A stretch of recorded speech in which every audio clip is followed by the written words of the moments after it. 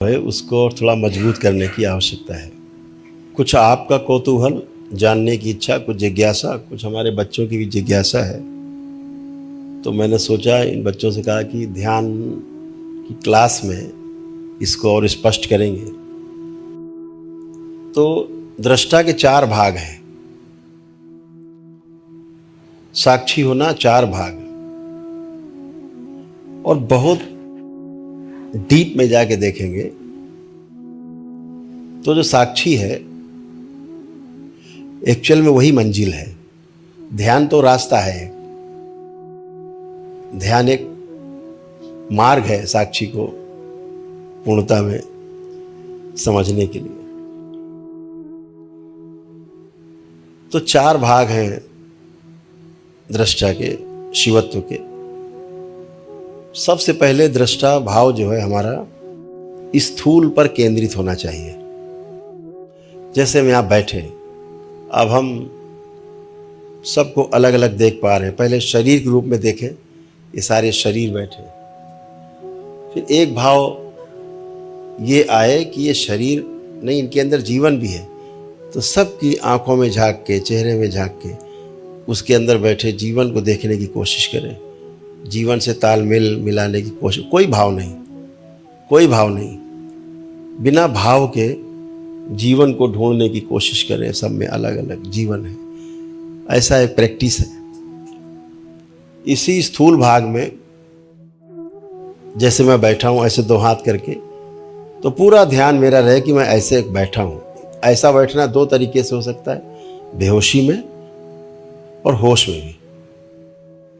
जैसे आप बैठे हैं, अभी आप किस मुद्रा में बैठे हैं आपको ध्यान नहीं है, लेकिन आप बैठे हैं तो ध्यान रहे मैं कैसे बैठा हूँ। मेरे शरीर का कोई भी अंग हिले, मेरी आंख भी हिले, तो दृष्टा भाव मेरा सक्रिय रहे। भटकने की आवश्यकता नहीं। हम खा रहे हैं, दृष्टा भाव। हम चल रहे हैं, अपने को देख पा रहे हैं कि मैं चल रहा हूँ, अगल बगल ये है, ये भी है, मैं भी हूँ। ऐसे दृष्टा भाव कुछ चूके नहीं। चलना, खाना, पीना, सोने हेतु लेटना, जो भी क्रिया हो रही है ये हम कर रहे हैं, स्थूल रूप से उसको देखना, ये फर्स्ट फेस है। दृष्टा भाव का दूसरा जो भाग है वो है विचारों को अपने देखना, अपने ही विचारों को देखना कि मेरे में कौन कौन से विचार उठ रहे हैं।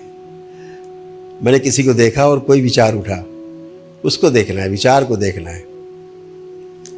तो विचारों को देखना, इससे आपका जो दृष्टा भाव है अगली स्टेज में जाएगा और मजबूत होगा। स्थूल चीज़ों में दृष्टा बने रहना आपके दृष्टा भाव को मजबूत करता। इससे ज़्यादा मजबूती विचारों के प्रति जब हम जागरूक होते हैं तो आपका दृष्टा भाव और मजबूत होता है। ये उसका दूसरा भाग है।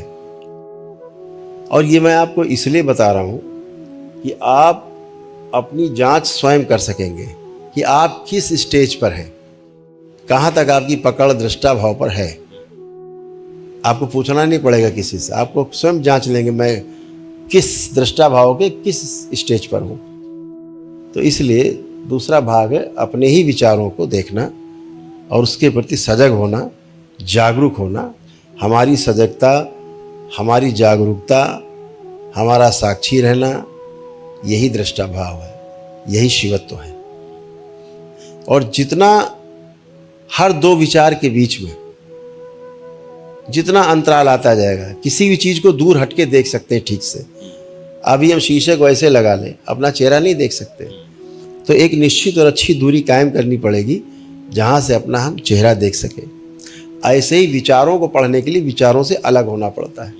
तो विचारों से जितना हम अलग होते जाते हैं उतना ही हम विचारों को ठीक से देख पाते हैं। और ये भी देखना है कि अगला जो विचार आ रहा है, क्योंकि आप सजग हैं इसलिए अनावश्यक विचार नहीं आएगा, तो फिर आप देख पाएंगे कि हर 2 विचार के बीच में गैप कितना है।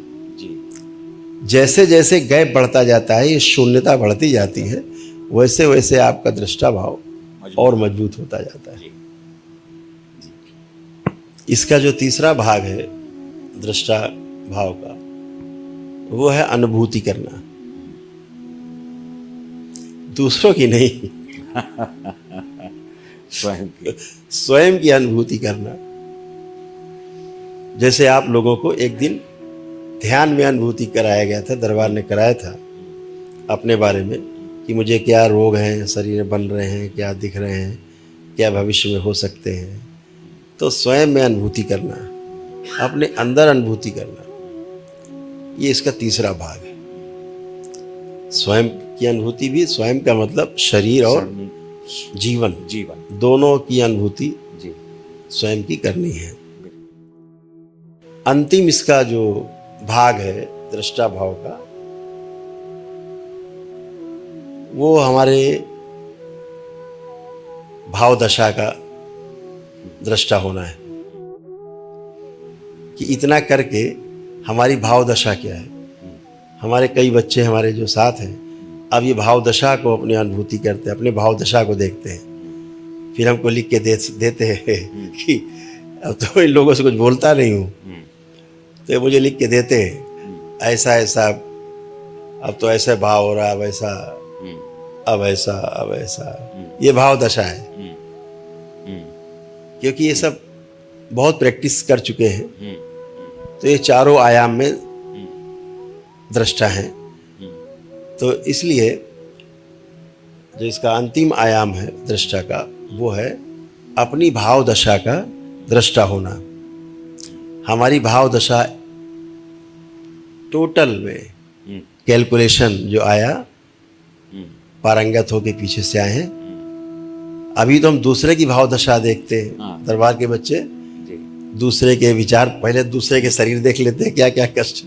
पहला स्थूल में भाव, इनका दृष्टा भाव है, दूसरे के विचार पढ़ लेते हैं, दूसरा भाग भी इनका कंप्लीट है, तीसरा अनुभूति कर लेते हैं दूसरे की, चौथा दूसरे की भाव दशा ही पढ़ लेते हैं कि क्या है, कैसा चल रहा है, इंक्लूडिंग ऑल। तो अब इसी को केवल बच्चे पलट के कर रहे हैं, पलट के ऐसे कर रहे हैं, तो बस ऐसे करना है, इसके अभ्यस्त हैं, इसके अभ्यस्त होना है, बस इतनी बात। अभ्यास पूरा है। तो जो भाव दशा है, अपनी भाव दशा का साक्षी होना है, अपनी भाव दशा के प्रति दृष्टा होना है। और तीनों लोक की, इस पूरे ब्रह्मांड की जो सबसे बड़ी घटना है, वो इसी अमृत की प्राप्ति है और दृष्टा की उपलब्धि है। दृष्टा को पाना इस संसार की सबसे बड़ी घटना है, पूर्णता की निशानी है। इस बात को बहुत गहरे से समझना है। इसी भाव से आप पार जा सकते हैं। ये कुंजी है अध्यात्म जगत की, इसे भूल गए, काखा गाघा भूल गए, 1 2 3 4 भूल गए, 1 2 3 4 5 भूल गए, ABCD भूल गए, तो आगे नहीं जा सकते। ये आध्यात्म की ABCD है, फंडामेंटल। ये अध्यात्म का ककहरा है। इसलिए यही फार्मूला है और इसी आधार पर अमृत को उपलब्ध हुआ जा सकता है, पूर्णता को प्राप्त हुआ जा सकता है, पूर्णता को उपलब्ध हो सकते हैं और महाशिव को उपलब्ध हो सकते हैं। यही वो सूत्र है। अभी सबका दृष्टा कमजोर है, इसलिए मन मजबूत है। मन आपको गुलाम बना के रखता है। जिस दिन आपका दृष्टा मजबूत हो जाता है, दृष्टा भाव, उस दिन मन गुलाम हो जाता है। जब चारों आयाम में आपका दृष्टा भाव मजबूत हो जाता है, तो मन के ऊपर आपकी पूरी पकड़ हो जाती है। इसका जो सबसे बड़ा लाभ है वो ये है कि संसार आपकी पकड़ में रहता है। आप जब चाहते हैं होश पूर्वक संसार की यात्रा करते हैं, अपने काम करते हैं और होश पूर्वक दृष्टा भाव में स्थिर रहते हैं। तो आप मन की पकड़ से दूर रहते हैं, मन आपकी पकड़ में रहता है, सांसारिकता भी नहीं छूटती और आध्यात्मिकता भी नहीं छूटती। जस्ट लाइक जनक, आप में से किसी मित्र का ये प्रश्न भी था शायद कि अगर हम ऐसे हो गए तो फिर सारे कार्य कैसे कर पाएंगे, तो उसमें इसका उत्तर छिपा हुआ है, इसको समझ सकते हैं। मेरे ख्याल से दृष्टा की बात काफ़ी हद तक क्लियर हो गई होगी। Is that clear? ओके।